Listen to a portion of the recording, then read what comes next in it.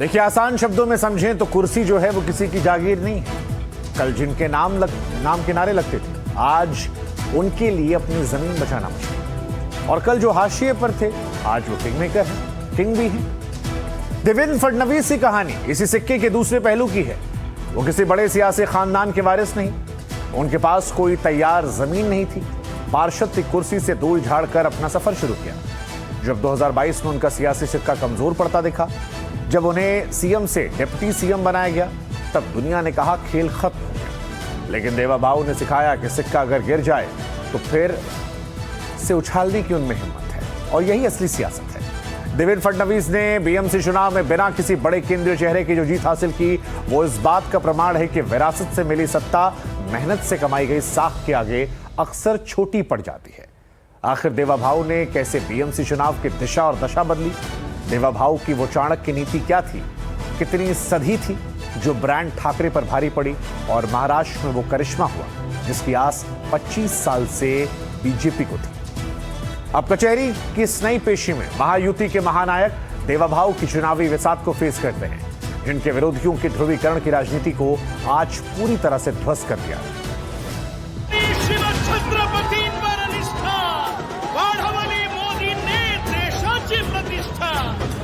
शिवछत्रपतींचा सेवक तेजोमय रुद्र महाराष्ट्रात देवेंद्र।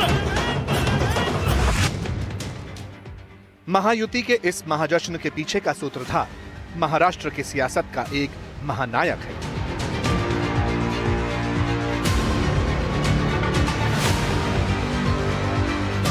महाराष्ट्र की सियासी पिच पर महायुति की जीत का परचम लहराने वाला, महायुति को जनवरी में जीत की दिवाली का गिफ्ट देने वाला एक धुरंधर है। मी महाराष्ट्र राज्याचा मुख्यमंत्री म्हणून माझी कामे निष्ठापूर्वक व शुद्ध बुद्धीने पार पाडतो।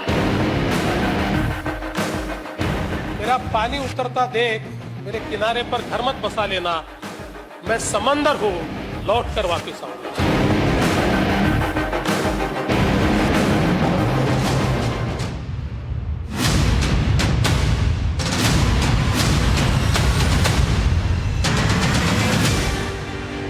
देश की सबसे अमीर महानगर पालिका के नतीजे आए, अटकलों का शोर थम गया। महायुति की जीत की जो तस्वीर उभरी, वो चीख चीख कर एक नाम पुकार रही है, देवेंद्र फडणवीस, महाराष्ट्र की राजनीति के देवाभाऊ।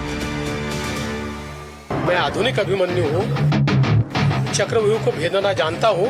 हमने चक्रव्यूह को भेदा है। अक्सर कहा जाता है कि बीजेपी की जीत के पीछे उनके केंद्रीय नेतृत्व का हाथ है, पर 2026 के बीएमसी निकाय चुनाव में मुख्यमंत्री देवेंद्र फडणवीस ने एक ऐसी लकीर खींची है जिसने राजनीति के पुराने जानकारों को भी तंग करके रख दिया है।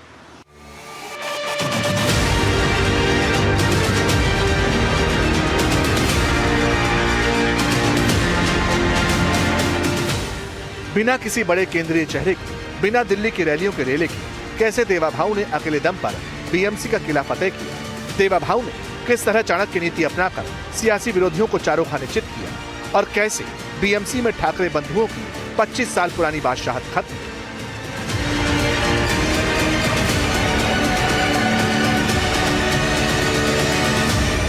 सियासत में तारीखें सिर्फ कैलेंडर का पन्ना नहीं होती, वो गवाह होती हैं किसी के उदय की या किसी के पतन की।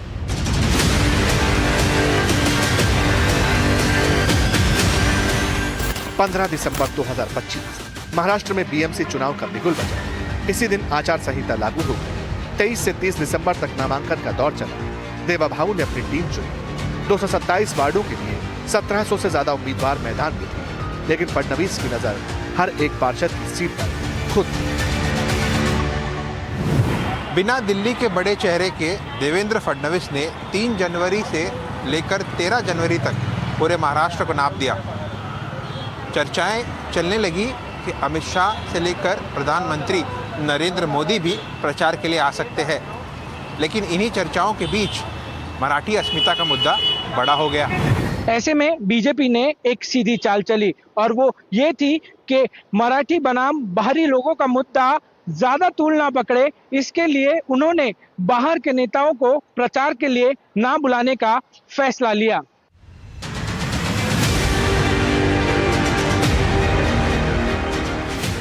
अक्सर बड़े चुनाव में पीएम मोदी या अमित शाह की रैलियां होती हैं, लेकिन इस बार की रणनीति अलग थी। देवा भाऊ ने ठाकरे ब्रदर्स की विरासत वाली सियासत का सुपड़ा साफ करने के लिए माइक्रो मैनेजमेंट पर काम शुरू किया।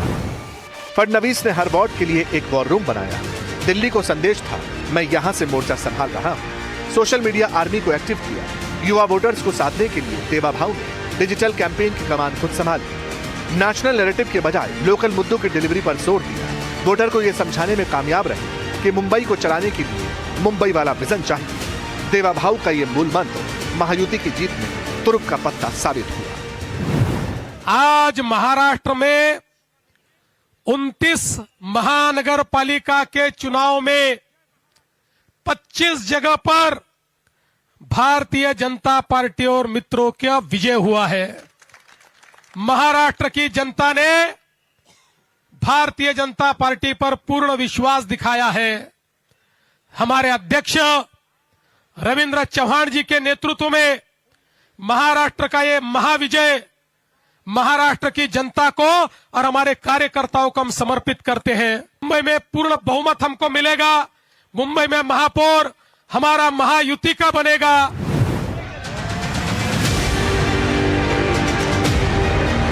नतीजे आए, महायुति के महानायक बनकर उभरे देवा भाऊ का गर्मजोशी से इस्तकबाल हुआ, जिसके वो हकदार भी थे, किरदार भी थे और नायक।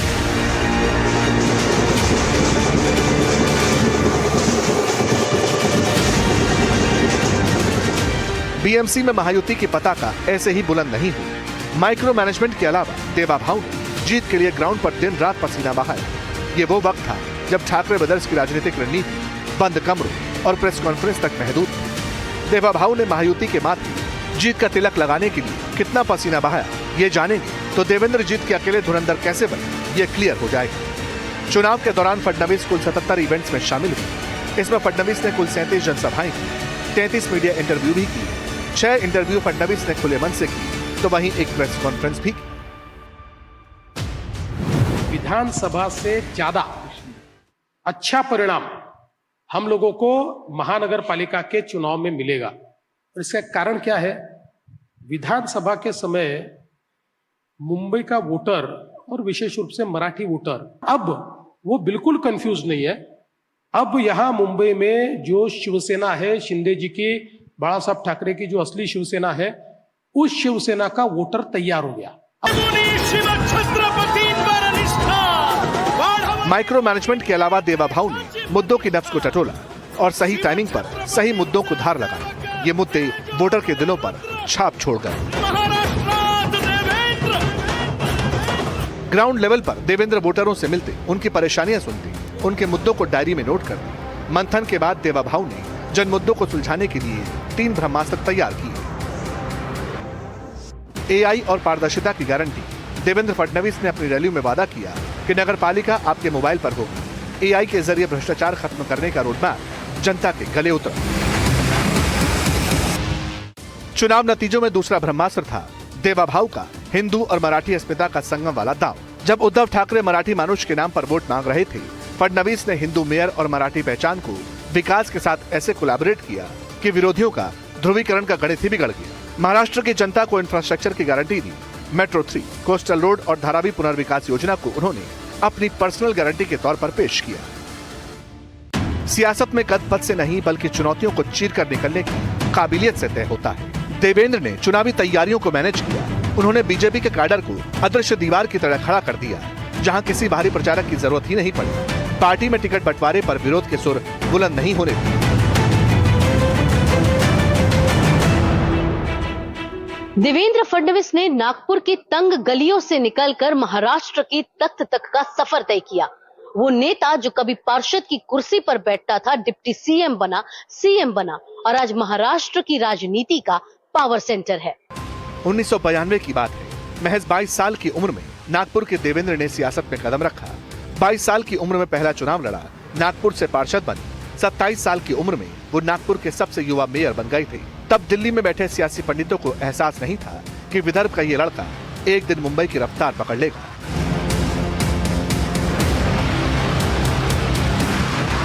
एक लाइटर मोड पे कह देता हूं कि आपने जब इंट्रोडक्शन किया उस समय कहा कि देवेंद्र जी लोग आपको मुख्यमंत्री समझते हैं, ये समस्या है। ये समस्या नहीं, ये समाधान है।